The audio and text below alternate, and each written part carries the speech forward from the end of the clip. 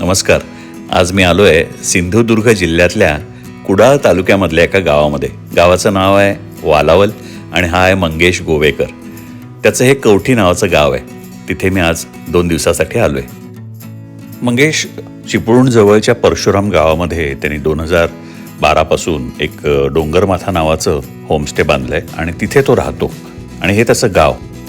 89 वर्षांचे मंगेशचे वडील अजूनही ह्या कवठी गावामध्ये शेती करतात. हे बघायला म्हणून मी आलो होतो. आपलीच जागा आहे. हा रस्ता मंगेशने नुकताच बनवलेला असल्यामुळे टायर त्याच्यामध्ये आतमध्ये फसत होते. मंगेशचे बाबा आमची वाटच बघत उभे होते. हे गोवेकर कुटुंबाचं 100-125 वर्ष जुनं घर. आणि हा वालावल जवळच्या कवठी हे जे गाव आहे त्याच्या आजूबाजूचा परिसर. हे मंगेश गोवेकरचं शेत. आणि ह्या शेतामध्ये असलेलं हे सुंदर छोटंसं पण टुमदार घर. मुख्य घर हे राहण्यासाठी तसं आतून छोटं असल्यामुळे मंगेशला थोडी काळजी वाटत होती की माझी गैरसोय होऊ नये, म्हणून त्यांनी पटपट नारळ एका वेगळ्या खोलीमध्ये शिफ्ट केले. आणि वडील जिकडे नेहमी झोपतात ते बेड मला काढून दिलं. वडिलांना दुसरीकडे शिफ्ट केलं. हे छोटंसं घर आहे मंगेशचं. या बाजूला देवारा होता. मी सगळं घर बघून घेतलं. देवारा स्वामी समर्थ. तुला ताजी असताना छान सजलेलं दिसतं.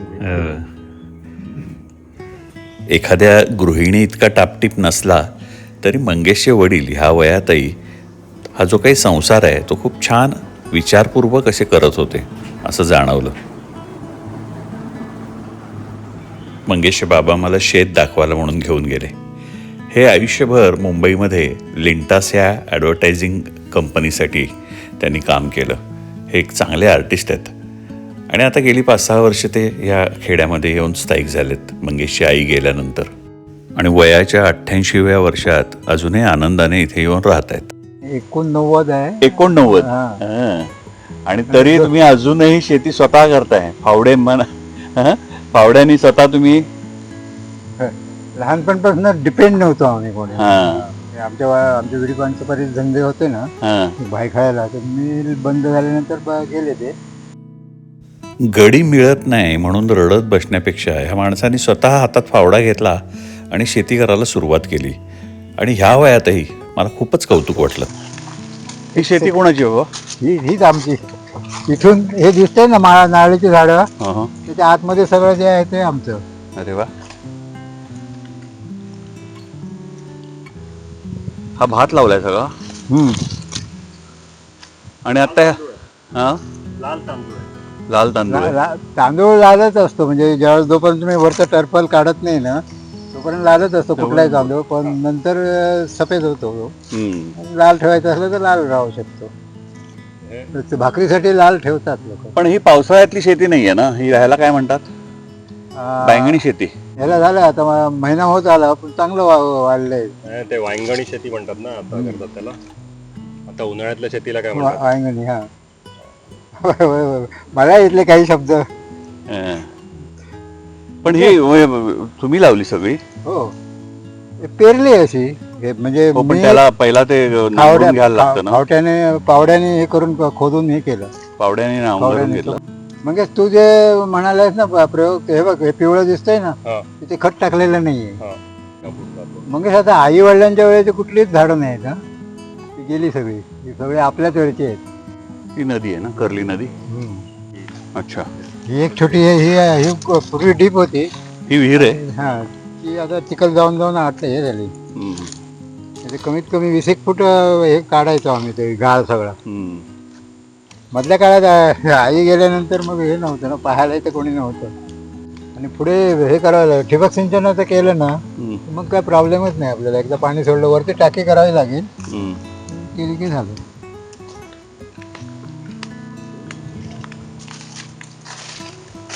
ही आम्ही झावळं ना हे करतो, जमा करतो. आणि मे महिन्यामध्ये ही शेती कापलेली असते. म्हणजे काय आहे तयार झालेली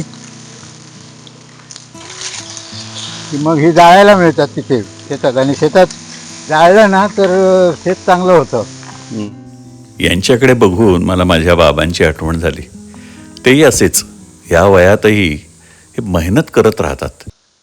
ही जुनी पिढी एक वेगळंच रसायन आहे.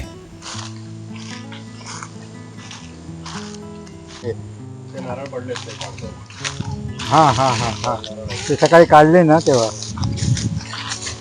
राहिले कसे कोणाच ठाऊक. हे चिखल असणार. हा चिखल असणार राजा. काय झालं तो बांदेकर ज्याने काढले ना तो जमा करायचा, त्याच्यामुळे मी इकडे लक्ष दिलं नाही. नारळ काढून घेतलेत का? हो आज सकाळीच काढले. कधी आजच काढले? आजच काढले सर. जमतंय इथं वरून जाता येईल. मला हात दे जरा. हे पकड. वर चढून येण्यासाठी मला मंगेशच्या मदतीची गरज लागली, पण हे बघा स्वतःच कसे चढून आले वर. नदीला लागून शेती आहे ना तुमची? आणि हळूहळू इथपर्यंत पण हे होणार, नदी येणार. वाळू काढून काढून डिप करतायत सगळं. हो ना. कुठे? इथे डावीकडे मालवण आहे पश्चिमेला, हां, आणि उजवीकडे वालावल. आणि डायवरला मालवणच्या अलीकडे विमानतळ आहे. हो. समोरचं गाव आहे ते अंबेरी नावाचं गाव आहे. अंबेरीच्या पुढे काळसे, आणि काळसेच्या समोर आपण वालावलला आता जाऊन आलो. तिथे पुढे वालावलंय. हा, सुंदर आहे तुमचं गाव. माणसंही सुंदर आहेत. पण मग आता तुम्ही दिवसभर एकटे असता की नाही? हो. मग काय तुमचा दिनक्रम कसा असतो? काय करता? मी आज तुम्हाला सांगितलं ना तर 3:45ला उठलो मी. हां, आणि हा येणार आहे ना हां, म्हणून काही कामं मी ठरवली होती अशी पूर्ण करायची म्हणून. हां, तर नंतर म्हटलं हा किती वाजता येणार माहिती, म्हणजे 2च्या नंतर बोलला होता. हां, काय होतं माहिती की काम करत राहिलं ना हां, की किती वाजले त्याच्याकडे लक्ष नसतं. हां. मग हे होतं. आणि जेवण मी म्हणजे जवळजवळ 90% सकाळी चहाच्या वेळेलाच करून ठेवतो. म्हणजे कसं फक्त फोडणी बिंडणी दिली की जेवण तयार. काय खाता? भात? हां मॅक्झिमम भातच असतो दुपारचा. हम्म. नाही तर भाकरी पण भाजतो, चपात्या भाजतो. काही लोक इकडे पेज खातात ना सकाळी. पेज पेज असते, पण मला ते सवय नसल्यामुळे आम्ही विसरतो. तुम्ही मुंबईचे ना? मुंबईत किती वर्ष होता? मुंबईत वयाच्या 7व्या वर्षापासून मी मुंबईला आहे. 7व्या? वडील होते ना तिथे. हल्लीच मी आलोय 4-5 वर्ष तिथे. नाही अच्छा. फक्त 1.5 महिन्यात यायचो आम्ही. हो ना. मिसेस असताना वर्षात नाही एकदा? हां एप्रिलमध्ये यायचो आणि मेमध्ये राहायचो. आणि गणपतीला मात्र असायचो आम्ही. पण 4-5 वर्षात रमलात तुम्ही इथे? हो मला पूर्वीपासून आवडायचं, कारण माझा जन्म तिथला आहे ना, याच घरातला. पण एकटे असून सुद्धा शेती करून जेवण करून हां स्वतःला रमवणं तसं कठीण आहे ना? कठीण आहे, पण लोक विचार करत नाही की तुम्ही काहीतरी मला चांगलं करायचं आहे, जे जर ध्येय असेल. आणि योग हा प्रकार जो आहे ना योगा, हां तो अतिशय चांगला आहे. तुमचं मानसिकताच बदलून टाकते. हो. आता मला कशाचंच आकर्षण नाही तसं, म्हणजे शेती जमवा, पैसा जमवा, हां. नाही नाही. हा कोणाचा कुत्रा? हे फडके म्हणून आहे, घर दिसतंय ना हां. पुढे, हा गोठा आहे. पुढे डॉबरमॅन आहे? असेल. हां बांधलाय का त्याला? हा बांधून ठेवलं. मंगेश आणि मी नदी किनाऱ्यावर एक फेरफटका मारून आलो. हे महापुरुषाचं मंदिर आहे. म्हणजे राखणदार वगैरे म्हणू शकतो आपण. आणि लहानपणी डांबरी रस्ता नव्हता, या पायवाटेनीच एस.टी. स्टँड पासून यायला लागायचं आम्हाला. तर जाताना हे मुंबईला जाताना इथे नारळ ठेवून जायचा, तर अशी प्रथा होती. म्हणजे गावाचा राखणदार आहे. हां, वाडीचा. आणि जागृत देवस्थान, म्हणजे काही झालं की इथे गारणं घालायचं. तर ते प्रथा होती.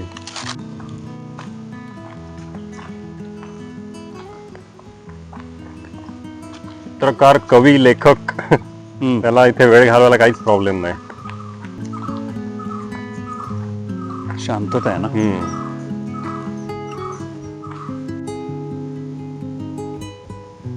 हे काय रेती उपसण्याचं काम चालू आहे का? हो, हातपाटी ही रेती, म्हणजे हाताने रेती काढली जाते. जेवणाची तयारी करायची होती. सूर्य मावळलेला होता, त्यामुळे मी आणि मंगेश परत घराकडे वळलो. लांब गावामध्ये भजनांचे आवाज कानावर येत होते.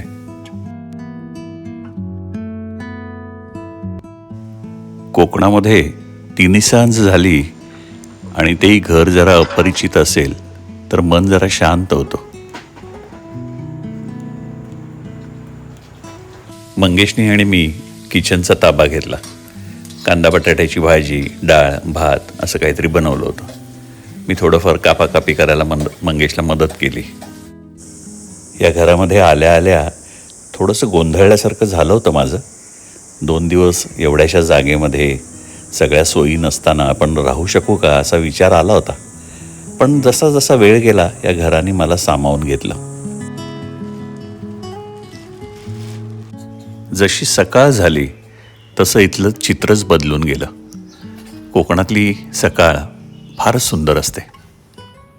पहाटे 4-5 वाजताच मंगेशचे बाबा उठलेले, त्यामुळे घरामध्ये खुडबुड खुडबुड चालू होती. मी बाहेर आलो आणि हा निसर्ग बघितला. याचं वर्णनच शब्दात करता येत नाही, इतका सुंदर हे वातावरण होतं. धुकं आणि दवबिंदूंनी ही सगळी सृष्टी न्हावून निघाली होती. कोकणातली ही सकाळ कात टाकलेल्या सापासारखी स्वच्छ दिसत होती. ह्या आजूबाजूचा परिसर सगळा फिरून बघावं असा विचार केला. हा रस्ता म्हणे अलीकडेच मंगेशनी बनवून घेतलाय JCB लावून. इथे लमाणी लोकांना बोलवायला लागतं, नाही तर पूर्वी तिथून वरून एक पायवाट होती छोटीशी आणि तिकडे घर आहे. त्या पायवाटेवरनं असं उतरून खाली यावं लागायचं. आपली गाडी वरून अशी या उतारावरनं येते खाली आणि इथे हे अलीकडेच बांधलेलं एक छोटंसं देऊळ आहे.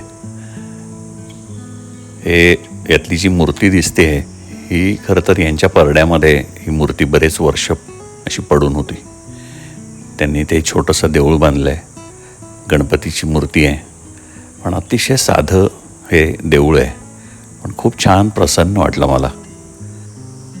मंगेशचे बाबा मला आत्ता सांगत होते की जा वरती जा, गणपतीचं दर्शन घ्या.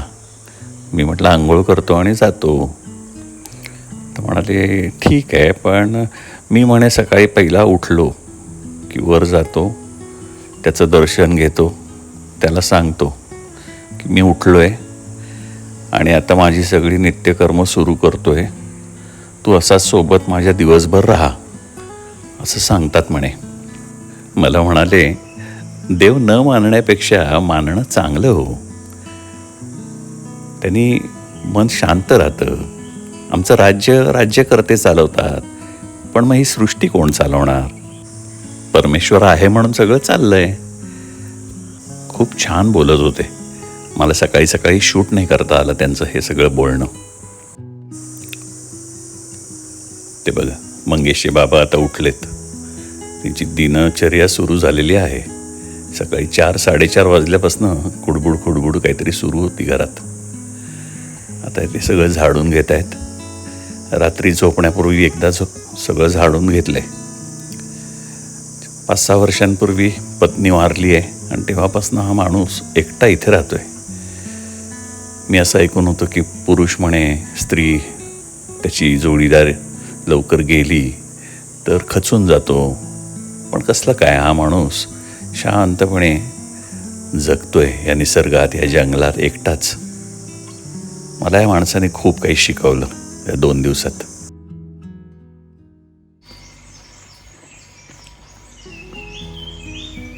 रोज सकाळी करता पहिला उठलं की पहिला झाडू मारून घेता काय? नित्यकर्म काय म्हणतात ते तोंडपाठ आहे. नित्यकर्म. अक्षरशः शॉवरमधनं पाणी पडावं तसं ह्या झाडांच्या पानांमधनं पाणी अंगणात पडत होतं. सगळी पानं चिंब भिजून गेलेली होती. एक प्रकारे हे घर तसं जंगलामध्येच आहे. हे किड्यांचा पक्ष्यांचा जो काही आवाज आहे या आवाजात फिरणं एक वेगळाच अनुभव आहे. ही त्यांची विहीर पाणी पिण्याची, ही का नारळाची फांदी आडवी पडली आहे आणि त्याच्यावर लागलेली ही घरटी किती छान दिसत आहेत पहा. या निसर्गामध्ये एकट्याने फिरताना शेकडो वर्ष वयांचा एखादा वृद्ध सतत आपल्या सोबत आहे असा एक भास होतो. ही मंगेशच्या शेतावर जाणारी वाट खूप रम्य अशी होती. या सगळ्या निसर्गामध्ये एखादं होमस्टे बांधायचा आता मंगेशच्या मनाने खूप जोर पकडलेला आहे. डावीकडे हे सगळं शेत आणि त्याच्या पुढे गेलं की कर्ली नदीचं भव्य असं पात्र. खूपच सुंदर आहे हा सगळा निसर्ग. सगळीकडे धुकं पडल्यामुळे एखाद्या चित्रकाराने रेखाटलेलं सुंदर चित्र वाटत होतं मला हे सगळं. हे जे काही दृश्य आहे हे माझ्या स्मृतीपटलांवरती आता छापलं गेलंय. मला वाटतं हे खरं कोकणचं सौंदर्य.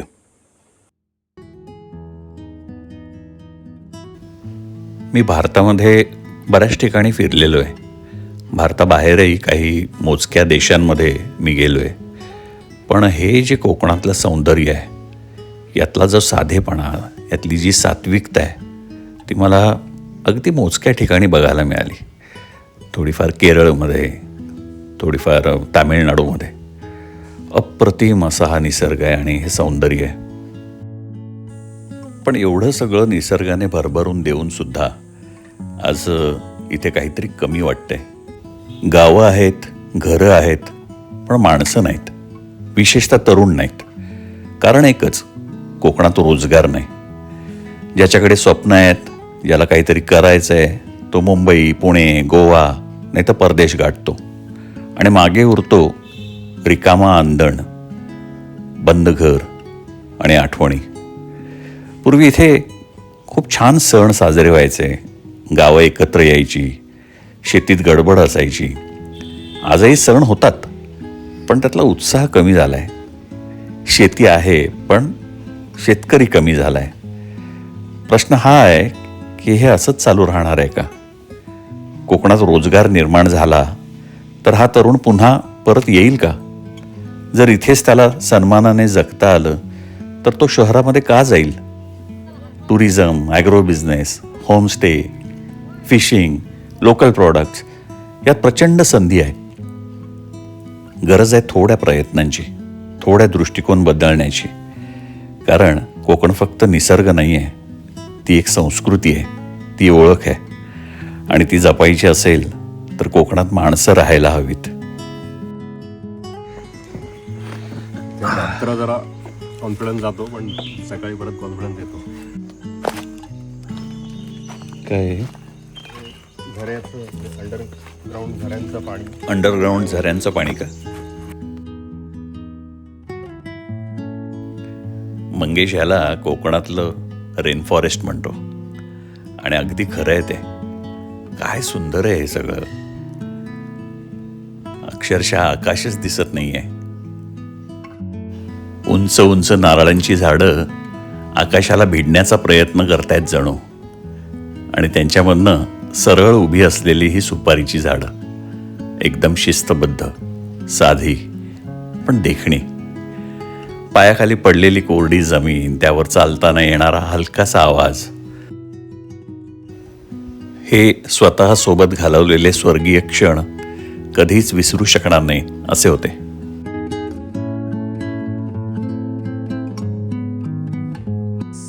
गावाकडे ह्याला व्हाळ म्हणतात आणि हा म्हणे पावसाळ्यामध्ये दुथडी भरून अक्षरशः वाहत असतो. आणि याचा जो ट्रेल करणं आहे तो एक फार आनंददायी असं हे आहे. इथून चालत चालत चालत जायचं.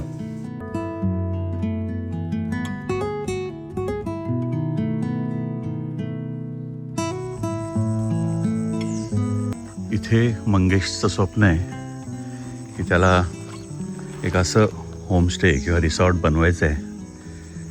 ज्याला काय नाव तुझ्या डोक्यात आहे मंगेश? कोकण रेन फॉरेस्ट किंवा सह्याद्री रेन फॉरेस्ट. खरंच आहे, रेन फॉरेस्टच आहे. हे बघा, आज तारीख मार्चची जवळजवळ आज 7 तारीख आहे का रे? 7 तारीख. बघा, म्हणजे दिवसा गरम असतं, पण आत्ता सकाळी इथे 20 वगैरे असेल टेम्परेचर. 20-22 असेल ना, 20च्या खाली असेल. मंगेशने आधीच्या एपिसोडमध्ये सांगितलेलंच आहे, पण तू कोर्स केलास, तो कुठला केलास कोर्स? इकॉलॉजी सोसायटी पुणे हां. यांचा sustainable natural resources conservation and management असा कोर्स आहे. याच्यामध्ये प्रत्येक ठिकाणचं तुम्हाला ट्रेडिशनल कन्झर्वेशन मेथड्स, थोडीशी बॉटनी, जिओलॉजी, जिओग्राफी तिथली, किंवा तिथलं कल्चर, तिथले पक्षी, तिथली मरीन लाईफ किंवा हे सगळं अभ्यासता येतं. आणि 4 वेगवेगळ्या हॅबिटॅट्समध्ये ते आपले कॅम्प्स नेतात. ग्रासलँड्स, फॉरेस्ट, कोस्टल कॅम्प एक असतो, आणि हिमाचल अच्छा नॉर्थला एक कॅम्प असतो. या इथल्या सगळ्या ठिकाणची बायोडायव्हर्सिटी स्टडी करणं, तिथल्या ट्रॅडिशनल कन्झर्वेशन मेथड्स, तिथले फार्मिंगचे पॅटर्न्स ट्रेडिशनल काय आहेत हे स्टडी करणं, आणि कसं सस्टेनेबल लिव्हिंग आहे हे सगळं स्टडी करणं. किती वर्षाचा आहे हा 1 वर्षाचा कोर्स असतो. आणि बरीच ऑप्शन्स आता पुण्याला आहेत. फक्त सॅटर्डे, फक्त संडे, आय थिंक ऑनलाईन पण कोर्सेस आहेत. पण मग तू किती वर्षाच्या मुलांना सांगशील हा कोर्स करायलाच हवा म्हणून? हा ॲक्च्युली पोस्ट ग्रॅज्युएट कोर्स आहे. अच्छा. त्यामुळे पण हा करावाच का रे एकदा तरी हा एकदा केला की आपले कन्सेप्ट क्लिअर होतात. म्हणजे जैवविविधतेचं महत्त्व काय आहे, किंवा स्थानिक संसाधनं वापरून आपल्याला कन्स्ट्रक्शन करता येईल का, त्याचं काय महत्त्व आहे, किंवा ट्रॅडिशनल जे सायन्स आहे तेही अभ्यासता येतं. आणि आपल्या एक आपण फक्त एक सारखं लक्झरी लाईफच्या मागे असतो, तिथून कुठेतरी आपण अलिप्त होतो आणि बघायला लागतो वेगळ्या अँगलनी निसर्गाकडे. फक्त उपभोग घेण्याची एक वृत्ती असते आपली, पण खऱ्या अर्थाने निसर्गाला आपण समजूनच घेतलेलं नसतं. तर तो एक मला वाटतं अँगल येत असावा त्या कोर्सने. आणि निसर्ग आपल्याला पुन्हा क्रिएट करता येणार नाही ना. हो. नमस्कार. कालच येलं. घर बांधताय? मस्त आहे तुमचं हे सगळं. मंगेश मला दाखवायला घेऊन आलाय आजूबाजूचा निसर्ग कसा असतो आमच्याकडे. मस्त एकदम. हो, तुम्ही पहिलेच गेला? मी पहिल्यांदाच आलोय. पण बाहेरच्या लोकांना ना भयंकर आवडते. हो, नाही आवडण्यासारखंच आहे. हो, हे वडाचं झाड किती सुंदर आहे पहा. याच्या पारंब्या वरून अशा खाली जमिनीमध्ये येऊन रुजतात आणि एक नवीन खोडाचं रूप घेतात, आणि त्यामुळे हा एक विशाल वृक्ष असा दिसतो. फारच छान होतं.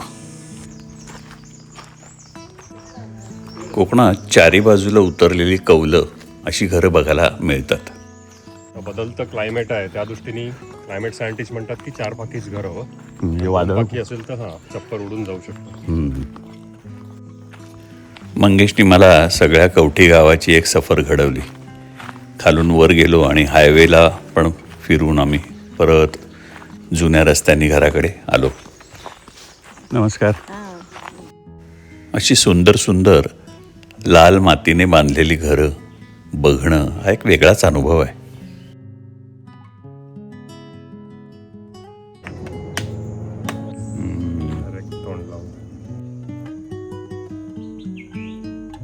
साखरेसारखं गोड आहे. मंगेश नेहमी वेंगुर्ल्यातल्या नारळाचं कौतुक करत असतो. त्याचं कारण कळलं. शहरातलं जे सगळं जगणं, जीवन, रोजची सवय, ते सगळं सोडून आता तुम्ही खेड्यात येऊन राहताय. ते किती वेळ लागला तुम्हाला इथे येऊन परत रुळायला?